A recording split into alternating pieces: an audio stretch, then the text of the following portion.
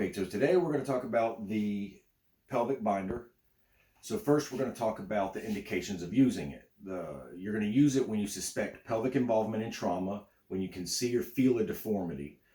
The contraindications for this is going to be any kind of open pelvic fracture, an impalement, anything that would keep you from being able to use the actual binder in a safe manner. One key note to say is if you have any other kind of extremity trauma to the legs where you're going to have to use a Schlissman or any kind of traction splint, you must place the pelvic binder on first before you put the traction splint on, because you will not be able to get the pelvic binder on before you use any other devices. So first we're going to go over, there's two parts to the pelvic binder kit.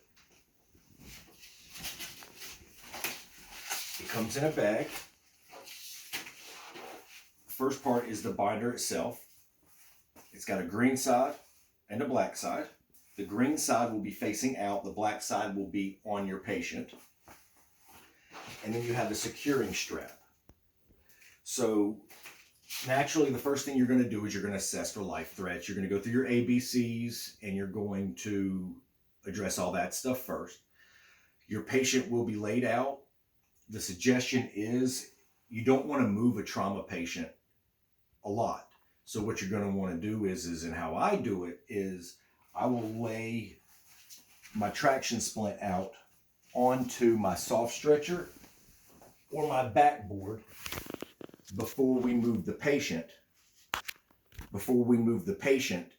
That way we can limit how many times we're moving them, because obviously they've got injuries and you don't want to keep moving them around. So once you get the patient, and for demonstration purposes, we're just going to have him lay down on it. So go ahead and lay down. Now placement, there you go. So placement for the pelvic binder is you want to center it over the greater trochanters. And the best way to find that is everybody knows where the top of their iliac crest is, because it's easy to find. You find that landmark and you go down and there's kind of an indentation, and then right here there's a bony prominence, and that's your greater trochanter. And that's part of where the femur comes up and then goes in for the femoral head into the hip. And that little bony prominence right there is your greater trochanter. And that's usually going to lie around the midsection, right around the pubis area. So you have your patient laid down. The first thing you're going to do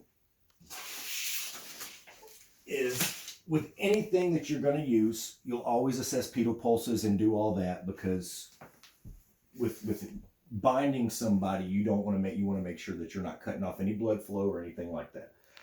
So you'll bring the first section around first, and you can trim if they've got injury, or if you need to be able to work in the pubis area, you can trim this down if you want with scissors, but I'm not going to do that for the demonstration purposes. So you bring this over,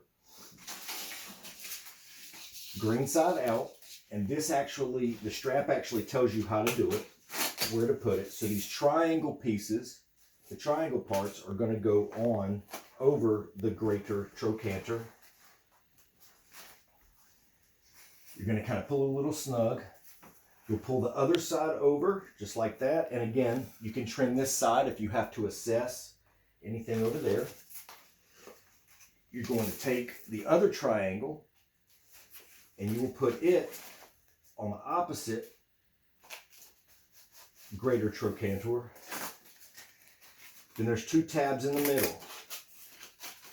And what you'll ultimately end up doing is you pull them up and out and back over, and you want to cinch it up. You'll Velcro it into place, and that's it. And then again, you'll recess for PMS, your pulses, motor, and sensory, if applicable. And now you have your pelvic binder in place. Everything is secure. The whole pelvic girdle is secured, and your patient is ready.